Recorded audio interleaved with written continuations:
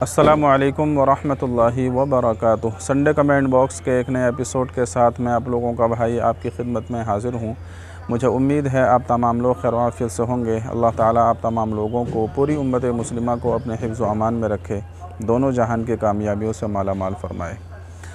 एक बहन ने सवाल किया था कि मुफ्ती साहब, आप कुरान करीम ऑनलाइन पढ़ाते हैं क्या? हमें आपसे पढ़ना है। तो आप तमाम लोगों से गुजारिश है कि अगर आप कुरान करीम पढ़ना चाहते हैं ऑनलाइन तो आप इस नंबर पर कांटेक्ट कर सकते हैं। मैं भी पढ़ा देता हूं और भी हमारे दोस्त हैं, जानने वाले हैं, वो भी पढ़ाते हैं। तो जैसे मुनासिब होगा आप मुझसे बात कर लीजिएगा, इंशाल्लाह हम आपको पढ़ा देंगे। ठीक है, चलिए सवालात का सिलसिला शुरू करते हैं। इरशाद अहमद कहते हैं, मुफ्ती साहब, नबी सल्लल्लाहु अलैहि वसल्लम के कितने नवासे थे? उनमें से किसी का नाम मुहसिन भी था क्या? जी हाँ, आप अलैहिस्सलातु वस्सलाम के 3 नवासे थे, हज़रत हसन हुसैन, और एक का नाम बाद लोग मुहसिन भी बताते हैं। लेकिन मुहसिन जो थे उनका इंतकाल बचपन ही में हो गया था, तो छोटे ही होने की हालत में उनका इंतकाल हो गया था। बाकी हसन हुसैन को तो आप जानते ही हैं। ठीक है, अच्छा, इसके बाद में बहुत सारे लोग दुआएं दे रहे हैं माशाल्लाह। ज़ूबी हैं, नाहिद परवीन कहती हैं, अल्लाह पाक आपको सलामती आता फ़रमाए, आमीन। जी जज़ाकल्लाह, बहुत शुक्रिया आपका। अब्दुल हफीज़ शेख हैं, क़ारी शफ़ीक़ुर रहमान साहब हैं, ये कह रहे हैं वाह वाह क्या बात, माशाल्लाह ज़बरदस्त, बहुत खूब। जी बहुत बहुत शुक्रिया आपका। अच्छा, इसके बाद में शुमेल प्रेस कहते हैं, मुफ्ती साहब, तावीज़ गले में डालना कैसा है? तावीज़ गले में डालना ठीक है, डाल सकते हैं, लेकिन तावीज़ डालते टाइम आप तावीज़ ही को मुअस्सिर बिज़ात न समझें। यानी ये न समझें कि बज़ात ख़ुद इस तावीज़ के अंदर कोई ताकत और क़ुदरत है, बल्कि ये समझा जाए कि ताकत और क़ुदरत जो है अल्लाह की है। अल्लाह ही जो है इसके अंदर ताकत और क़ुदरत डालने वाला है, और जो भी तावीज़ के ज़रिए बचाव होगा और जो भी तावीज़ के ज़रिए परेशानी दूर होगी, वो सारी परेशानी दूर करने वाला अल्लाह है, बस तावीज़ एक ज़रिया है। इसी तरीक़े से तावीज़ जो हो वो किसी शिरकिया चीज़ों पर मुश्तमिल ना हो, यानी उसमें कुरान की आयतें हों या इसी तरीक़े से कोई दुआएं वगैरह लिखी हों तो ठीक है। बाकी अगर कोई शिरकिया अल्फाज हैं तो फिर ये दुरुस्त नहीं है। तो इस तरह से अगर तावीज़ डालना चाहें गले में, या कुरानी आयत लिखकर गले में डालना चाहें तो डाल सकते हैं, इसके अंदर कोई हर्ज की बात नहीं है। लेकिन जहाँ तक हो सके इन चीज़ों से परहेज़ करना चाहिए। बेहतर ये है कि आप ख़ुद कुरानी आयत पढ़ें, ख़ुद पढ़कर अपने ऊपर दम कीजिए, अपने ऊपर फूँकिए और उसको सुबह शाम पढ़ने का मामूल बनाइए, कुरान पढ़ने का मामूल बनाइए। ये ज़्यादा बेहतर है, बजाय इसके कि बस आप तावीज़ गले में डाल लें और आप ख़ुद नहीं पढ़ें, तो ये बेहतर नहीं है। ख़ुद कुरान करीम को पढ़ने का मामूल बनाइए तो तमाम वबाओं से, परेशानियों से आप महफूज रहेंगे। जहाँ तक तावीज़ डालने की बात है वो मैंने आपको बता दिया। ठीक है, इरशाद अहमद कहते हैं, अस्सलाम वालेकुम मुफ्ती साहब, क्या नबी के ज़माने में भी कज़िन से शादी होती थी? मुफ्ती साहब, जो प्यार मोहब्बत। जी हाँ, कज़िन से शादी क्यों नहीं होती थी? हज़रत अली रज़ी अल्लाह ताला अन्हु ये भी तो आपके चचाज़ाद भाई हैं, तो इनसे जो है अल्लाह के रसूल अलैहिस्सलातु वस्सलाम ने अपनी बेटी की शादी की है, तो कज़िन से शादी हो सकती है। जो भी आपके तायाज़ाद हैं, चचाज़ाद हैं, इन तमाम से शादी हो सकती है। ठीक है, कहती हैं, मुफ्ती साहब, जो प्यार मोहब्बत के मुशायरे होते हैं, गज़ल होते हैं, उनको सुनने में ज़्यादा गुनाह होता है कि सॉन्ग सुनने में ज़्यादा गुनाह होता है? देखिए, सॉन्ग का सुनना जिसके अंदर म्यूज़िक वग़ैरह हो, बहुत ज़्यादा म्यूज़िक हो और उसके अल्फाज भी ऐसी वाहियात हों, तो उनको तो सुनना ज़ाहिर है बहुत बड़ा गुनाह है। बाकी जो इस तरह के कव्वाली होते हैं, मुशायरे होते हैं, तो उनके अंदर ज़ाहिर है कि यानी कि म्यूज़िक तो नहीं होता है, लेकिन चूँकि जो उसके अल्फाज होते हैं, तो अल्फाज वही, कोई अपनी महबूबा की तारीफ़ कर रहा, कोई कुछ कर रहा, कोई वैसी वाहियात अल्फाज हैं, तो उसको सुनना भी मुनासिब नहीं है, बेहतर नहीं है। अगर वो अल्फाज गलत हैं, यानी बिला वजह किसी की तारीफ़ हो रही है और बिला वजह किसी की बेजा तारीफ़ हो रही है और यूं ही जो है हवाओं में तारीफ़ हो रही है, तो इस तरह के अल्फाज नहीं सुनने चाहिए, इससे दीन से दूरी होती है। अगर कोई इस्लाम की या क्या कहते हैं, आप अलैहिस्सलातु वस्सलाम की शान व शौकत में, तारीफ़ में अगर कोई अल्फाज कह रहा है तो बेहतर है। तो इस तरह के अल्फाजों से कि जिसमें न दीन का कोई फ़ायदा है, न दुनिया का कोई फ़ायदा है, और यूं ही बिला वजह जो है लंबी चौड़ी अशार और किसी की खूबसूरती पर, इसी तरीक़े से किसी की बदसूरती पर जो इस तरह के अशार कहे जाते हैं, आजकल जो मुशायरे वगैरह होते हैं, रातों रात लोग उसमें लगा देते हैं, तो इसमें बिला वजह नहीं लगाना चाहिए। लेकिन अगर कोई दीनी इस्लामी मुशायरा है, तो इस तरह के अगर कहीं मुशायरा है या इस तरह का कहीं प्रोग्राम मोबाइल वगैरह में है, तो उसको आप सुन सकते हैं। ठीक है, मोहम्मद आला क्या शव्वाल के रोज़े शव्वाल के बाद रख सकते हैं? शव्वाल के रोज़े शव्वाल के बाद कैसे रख सकते हैं? जो शव्वाल का जो महीना अब चल रहा है, इसी महीने के अंदर अगर आप रखेंगे तो फिर आपको जो है वो फजीलत हासिल होगी। ठीक है, शव्वाल के बाद नहीं रख सकते। अगर वैसी नफल रखना चाहें तो रख सकते हैं, लेकिन जो फजीलत शव्वाल की है वो शव्वाल ही में आपको मिलेगी। अच्छा, इसके बाद में कहते हैं अली अहमद, मुफ्ती साहब अस्सलाम वालेकुम, सवाल लेने के लिए शुक्रिया। मुफ्ती साहब, आपने एक सवाल ड्रॉप कर दिया। मेरा सवाल ये था कि आपके मसा करने की एक वीडियो मैंने देखी थी, मैंने आपको व्हाट्सएप पर वीडियो भेजी, प्लीज़ चेक करके बता दीजिए। अहमद जान प्रधान, मुझे दूसरे आलिमों की तरह। अच्छा, वो मसा की इन्होंने वीडियो देखी होगी। तो मसा के जो मैंने तरीक़ा बताया ना, पूरा इस तरीके से आपके ये आगे लाइए, पीछे लाइए, पूरे सर का मसा हो जाता है, कानों का मसा हो जाता है, और जो है उसमें पीछे गर्दन का भी मसा हो जाता है। तो वो मसा कोई सुन्नत से साबित नहीं है, बस उलमा ने उसको बयान किया है कि अगर इस तरीके से आप करेंगे तो आपके पूरे सर का मसा हो जाएगा, कानों का मसा हो जाएगा। देखिए, इस तरीके से मैंने उसको करके बताया कि आप अपने इस तरीके से हाथों को कीजिए, पानी लीजिए, इस तरीके से हाथों को कीजिए, फिर इस तरह से पीछे ले जाइए। ठीक है, फिर इसको आप अलग रखिए, फिर इसको इस तरह से आगे लाइए, फिर जो है आपकी जो उंगली है इसको भी अलग रखिए, इसको कान में डालिए, अंगूठे को अलग रखिए, इससे कान के ऊपर का हिस्से का मसा कीजिए, फिर ये आपकी पीछे की पुश्त बाकी बची, इसको इस तरीके से कर लीजिए। तो आपके पूरे सर का, पूरे कानों का और गर्दन का, तमाम चीज़ों का मसा हो जाता है। तो ये मसा कोई सुन्नत से साबित नहीं है, बस उलमा ने आसानी के लिए इसको बयान फरमा दिया। तो आपने जो वीडियो भेजी है मैंने व्हाट्सएप पे देखी नहीं, चलिए मैं उसको देख लूँगा इंशाल्लाह, फिर आपको जवाब दे दूँगा। ठीक है। अच्छा, इसके बाद में शाहनवाज़ कहते हैं, लोग हमें इतना ताना देते हैं कि मन करता है मर जाएं, हम क्या करें मुफ्ती साहब, हम परेशान हैं, क्या इस ज़िंदगी से क्या करें? देखिए, परेशान होने की कोई बात नहीं है। लोग ताना देते हैं तो देने दीजिए। अगर आप शरीयत पर अमल कर रहे हैं, सारे अल्लाह के अहकाम पूरा कर रहे हैं, फिर भी आपको वो लोग ताना देते हैं तो वो लोग पागल हैं। दुनिया में ताना दे रहे हैं ठीक, लेकिन आखिरत में उनको पता चल जाएगा। ठीक है, तो अगर आप शरीयत पर सही तरीक़े से अमल कर रहे हैं, दीन पर अमल कर रहे हैं, तो फिर आपको किसी की परवाह नहीं होनी चाहिए। बस अल्लाह का शुक्र अदा कीजिए। वो लोग ताना देंगे, उन्हीं को इसका भुगतान दुनिया ही में करना पड़ेगा। ठीक है। ज़ूबी, मुफ्ती साहब हमें कुरान पढ़ना है, क्या आप पढ़ाते हैं ऑनलाइन? जी हाँ, अल्हम्दुलिल्लाह पढ़ा देंगे। आप जो है रब्ता कीजिए, इस नंबर पर कांटेक्ट कीजिए, इंशाल्लाह जैसे भी होगा मैं आपको बता दूंगा।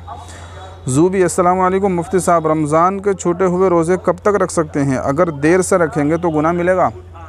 बेहतर यह है कि जितनी जल्दी हो सके आप रमज़ान के रोज़े रख लें, इसलिए कि ज़िंदगी का तो कोई नहीं पता, हो सकता है दूसरा रमज़ान हमको नसीब हो या ना हो, या अगला महीना हमको नसीब हो ना हो, और हमारे रोज़े जो छूटे हुए हैं वो रह जाएं। तो इसलिए बेहतर यह है जितनी जल्दी हो सके आप रोज़ों की क़ज़ा कर लें। अब बात जहाँ तक क़ज़ा करने की है, तो क़ज़ा तो आप साल में किसी टाइम भी, किसी वक्त भी कर सकते हैं और किसी दिन भी कर सकते हैं, लेकिन बेहतर यह है जितनी जल्दी कर लिए जाएँ उतना ही अच्छा। ठीक है। इसके बाद में मोहम्मद इस्माइल कहते हैं, सफ़र में ऐसा हो कि अपने मकाम से 4-5 घंटे की दूरी पर से इशा का वक्त शुरू हो चुका हो, जब 70-80 किलोमीटर की दूरी पर हों और आधी रात के करीब अपनी मंजिल यानी जहां रहते हैं वहीं वापस अपने मकाम पर पहुंच जाएं, तो हमें इशा कहां पढ़नी चाहिए? रास्ते में 100 कसर फ़र्ज़ और 3 वितर, या मकाम पर आकर 4 फ़र्ज़ सुन्नत और 3 वितर? देखिए, अगर आपको यकीन है कि मैं इशा का टाइम ख़त्म होने से पहले पहले अपने घर पहुंच जाऊंगा, तो बेहतर यह है कि आप अपने घर जाकर इशा की नमाज़ पढ़ लीजिए। ठीक है। और अगर आप ये समझते हैं कि अगर मैं अपने घर पहुंचूंगा जब तक तो इशा का टाइम ख़त्म हो जाएगा, तो फिर बेहतर ये है कि आप सफ़र ही में पढ़ लें, रास्ते में पढ़ लें, क्योंकि सफ़र में आपको रुख्सत दी गई है। और ये कोई ज़रूरी नहीं है कि आप घर जाकर ही नमाज़ पढ़ेंगे, जहाँ पर नमाज का वक्त हो जाए वहीं पर उसको पढ़ने का हुक्म है। सफ़र भी इंसान की ज़रूरियात में शामिल है, तो ऐसा नहीं है कि सफ़र की वजह से आप नमाज़ को आगे पीछे करें। जिस वक्त नमाज का टाइम हो उसी वक्त पढ़ लीजिए, सफ़र में है तो उसको आप आधी कर दीजिए। ठीक है। तो जैसे मैंने बताया, अगर आपको पहुँचने का गुमान है, पहुँच सकते हैं अपने घर, तो सुकून से घर जाकर पढ़ लीजिए, और अगर गुमान नहीं है तो फिर सफ़र ही में पढ़ लीजिए। ठीक है। मोहम्मद इस्माइल कहते हैं, 2 मोहब्बत करने वालों के बीच निकाह से बेहतर कोई चीज़ नहीं है। ऐसी औरत से निकाह करो तो मैं तुमसे मोहब्बत करने वाली हो। इन दोनों हदीस का उसकी सनद चाहिए मुझे। जी हाँ, दोनों हदीसें ठीक हैं। ये एक जो आपने ऊपर वाली हदीस बयान फरमाई वो ये है कि किसी लड़की के वालिद का इंतकाल हो गया तो फिर उसके बाद में उसके चचा उसका वली बना, फिर चचा ने जो है उस लड़की की शादी कहीं और करा दी, हालांकि वो लड़की किसी और को पसंद करती थी। तो फिर अल्लाह के नबी अलैहिस्सलातु वस्सलाम के पास जब ये मामला आया तो अल्लाह के नबी अलैहिस्सलातु वस्सलाम ने उस निकाह को ख़त्म किया और फिर जहाँ लड़की जिस लड़के को चाहती थी आप अलैहिस्सलातु वस्सलाम ने उस लड़की की उस लड़के से शादी करवाई और ये फरमाया कि दो मोहब्बत करने वालों में निकाह से बेहतर कोई चीज़ नहीं है।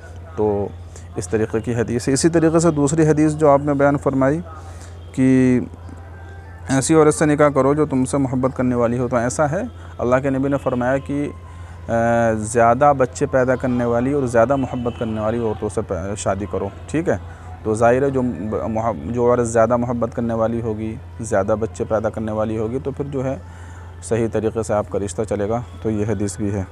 बाकी इसकी सनद क्या है तो सनद तो मेरे जहन में नहीं है, लेकिन हाँ ये हदीस ठीक है। अच्छा, इनका दोस्त कहते हैं ऐसा हो कि घर से नमाज का वक्त शुरू हो गया हो लेकिन ट्रेन या एयर मिस होने का डर है, तो क्या सफ़र करते हुए मकाम से दूर निकलकर कसर फ़र्ज़ पढ़ लें तो चलेगा? जी हाँ, बिल्कुल चलेगा, क्यों नहीं। देखिए, सफ़र में नमाज़ पढ़ने को हुक्म दिया गया है और जहाँ पर आप हैं वहीं पर नमाज़ आपको पढ़नी होती है। तो बेहतर तो ये है घर पढ़कर आप निकलिए, लेकिन ज़ाहिर है आपको सफ़र भी करना है। अगर घर पढ़ेंगे तो आपका सफ़र छूट जाएगा। तो जहाँ पर अपनी ट्रेन पकड़िए, अपनी बस पकड़िए, अपने प्लेन पकड़िए, फिर वहीं पर जाकर नमाज़ पढ़ लीजिए, कोई हर्ज की बात नहीं है। कहते हैं मैंने कई दफ़ा जमात की नमाज में ये गौर किया है कि हर फ़र्ज़ नमाज में इमाम तकबीर तहरीमा कहने के बाद क़याम में सना पढ़ते हैं और फिर क़िरात करते हुए दोबारा अपने दोनों हाथ कानों तक उठाते हैं। इस बारे में वजाहत फरमाएं। भाई, हाथ तो कानों तक एक ही बार उठाए जाएंगे, बस शुरू में जब आप तकबीर कहेंगे ना अल्लाहु अकबर, बस उसके बाद में जो है सूरह फातिहा या उसके बाद में सूरत पढ़ने के टाइम हाथ नहीं उठाए जाएंगे, बस एक ही बार शुरू में उठाए जाएंगे। शाहनवाज़ अख्तर कहते हैं या रसूल अल्लाह कहना कैसा है? या रसूल अल्लाह कहना, देखिए जो अल्लाह के नबी अलैहिस्सलातु वस्सलाम की मोहब्बत में बहुत डूबा हुआ है, बहुत ज़्यादा इश्क मोहब्बत करता है, तो अगर उसकी ज़बान से कभी इस तरह के अल्फाज निकल जाएँ मोहब्बत में, प्यार में, तो उसके अंदर कोई हर्ज की बात नहीं है। लेकिन आम इंसान उसके लिए या रसूल अल्लाह कहना दुरुस्त नहीं है, इसलिए कि या रसूल अल्लाह का मतलब क्या होता है? या हम किस लिए कहते हैं? हम किसी को कहते हैं ना, ए इधर आ, सुनो भाई इधर आओ ज़रा, तो जो करीब में होता है उसी को तो कहते हैं ए। ये या अरबी का लफ्ज़ है, तो उर्दू में इसको ए कहते हैं, तो जो करीब में होता है उसे कहते हैं ए इधर आ। तो इस तरीक़े से जो करीब होता है उसे हमें या कहते हैं, लेकिन जो हमसे दूर है तो फिर हम उसको या कैसे कह सकते हैं? तो ज़ाहिर है अल्लाह के नबी अलैहिस्सलातु वस्सलाम तो हमारे करीब नहीं है, तो हम उनको या कैसे कह सकते हैं? अल्लाह हमसे हर वक्त करीब है, तो हम अल्लाह को ए अल्लाह या अल्लाह कह सकते हैं। ठीक है, तो इस बात को समझना चाहिए। मर्द की कहते हैं इस्माइल, मर्द की दो आई बिरों के बीच नाक से थोड़े ऊपर इस तरह बाल आते हैं कि बहुत गंदे लगते हैं, तो जिस तरह औरत को उसके होठ के ऊपर के बाल हटाने की इजाज़त है उसका हुस्न निखारने के लिए, तो इसी तरह क्या हम ये नाक के थोड़े से ऊपर आने वाले बाल को साफ़ कर सकते हैं? देखिए, अगर आपके जो आई ब्रो के बाल हैं वो बहुत ज़्यादा भोंडे लग रहे हैं, यानी आम तौर से जैसे होने चाहिए, अब देखिए जैसे मेरे हैं तो ये थोड़े थोड़े बाल हैं, ठीक है, तो ये कोई ज़्यादा गलत नहीं लग रहे हैं, ठीक लग रहे हैं। लेकिन अगर किसी के इतने ज़्यादा हैं कि यहाँ भी हैं, यहाँ भी हैं और बहुत हैं, इधर भी हैं, उधर भी हैं, तो अगर उनको ठीक करना चाहे तो कर सकता है। लेकिन अब देखिए जैसे मेरे हैं, अगर मैं ये इन बीच वाले बालों को हटाना चाहूँ तो ये दुरुस्त नहीं, क्योंकि ये तो आम तौर से सबके होते ही हैं, तो इनको नहीं हटाना। लेकिन अगर बहुत ज़्यादा हैं, आपके नाक पे यहाँ भी हैं, यहाँ भी हैं, यहाँ भी हैं, बहुत ज़्यादा बाल हो गए, तो आप उनको दुरुस्त कर सकते हैं, यानी लेवल में उनको कर सकते हैं। लेकिन बिला वजह जैसे मेरे हैं इनको आप हटाएं तो ऐसा करने की इजाज़त नहीं है, ये गुनाह होगा। ठीक है। मोहम्मद इस्माइल कहते हैं बार बार मज़ी के निकलने से परेशानी होती है और मज़ी कंटिन्यू आ रही है, कभी आती जाती हो, तो एक बार ही वज़ू करने से नमाज़ पढ़ लेने से हो जाती है, चाहे जितनी भी मज़ी आए। देखिए, मज़ी अगर आपको कंटिन्यू आती है और आपको इतनी ज़्यादा आती है कि आपको इतना वक्त भी नहीं मिलता कि आप एक मरतबा वज़ू करके एक टाइम की नमाज़ पढ़ लें, यानी मिसाल के तौर पर आपको 10 से 15 मिनट भी नहीं मिलते कि इधर आप वज़ू करते हैं, इधर 5 मिनट के बाद आपको दोबारा मज़ी आ जाती है, तो फिर आप माज़ूर कहलाएंगे। एक मरतबा वज़ू कर लीजिए और उसी से जो है आप नमाज़ पढ़ लीजिए, मज़ी आ रही है आने दीजिए। लेकिन अगर आपको इतना टाइम मिल जाता कि एक मरतबा आपने वज़ू कर लिया, 10 से 15 मिनट आपको मिल गए, तो ज़ाहिर है 10 से 15 मिनट में तो एक नमाज़ हो जाती है, तो फिर आप वज़ू कीजिए, वज़ू करने के बाद नमाज़ पढ़िए, ठीक है।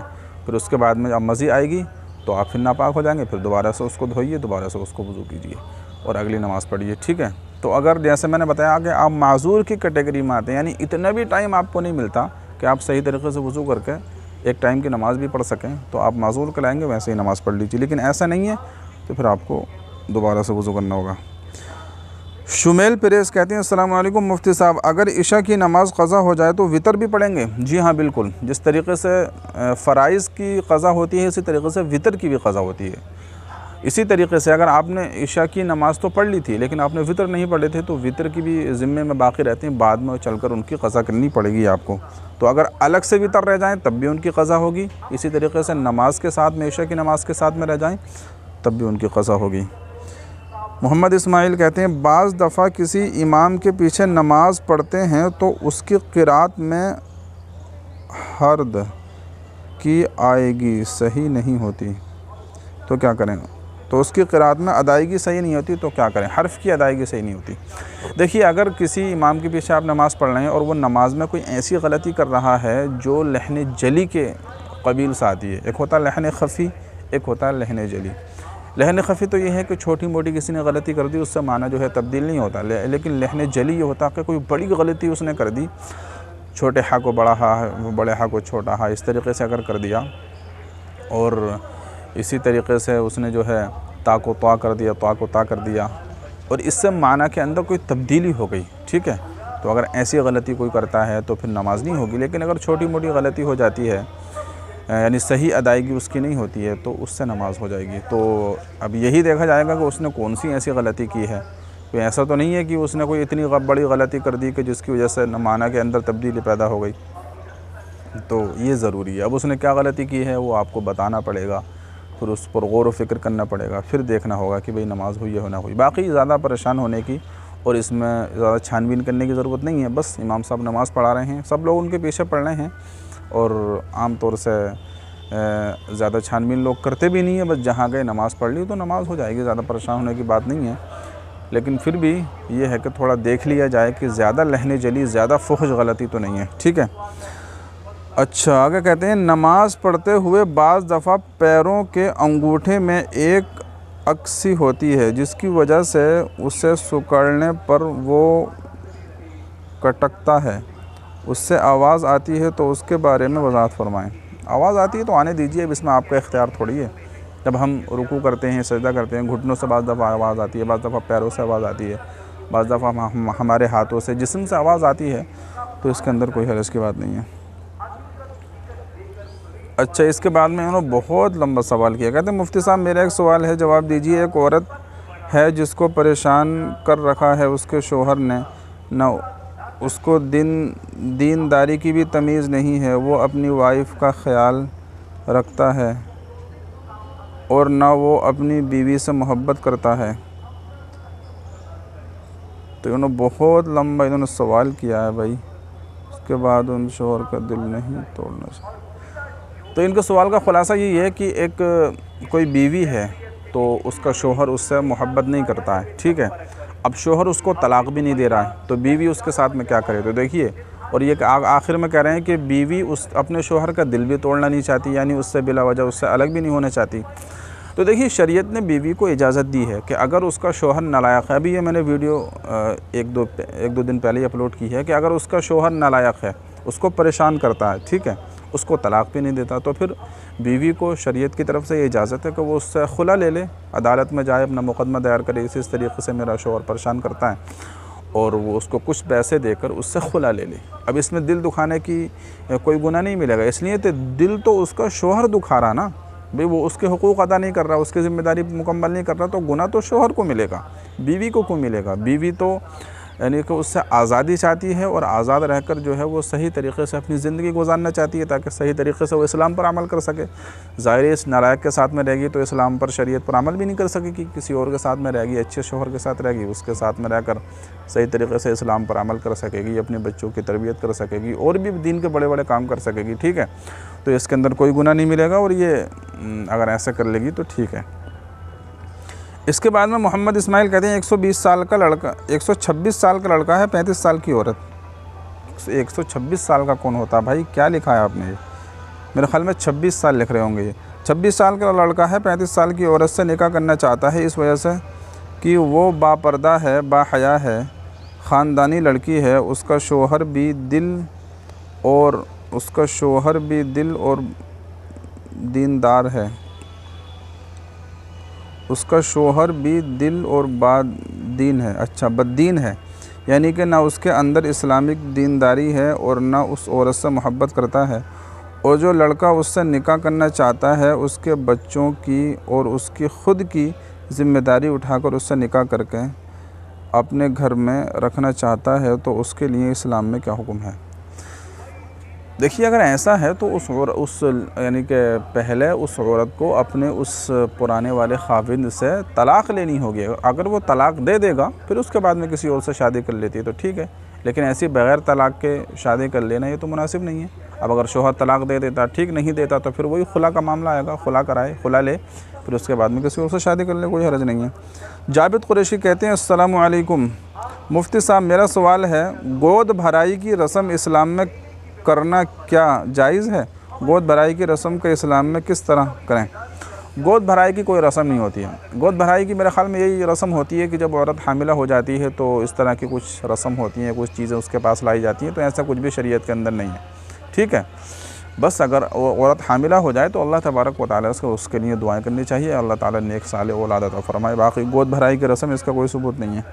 कहते हैं, अगर मस्जिद में इमाम को घर बुलाकर दुआ कराएं और कुछ मिस्कीन को खाना खिला दें तो इस तरह कर सकते हैं? मुफ्ती साहब, सवाल का आंसर ज़रूर दीजिएगा।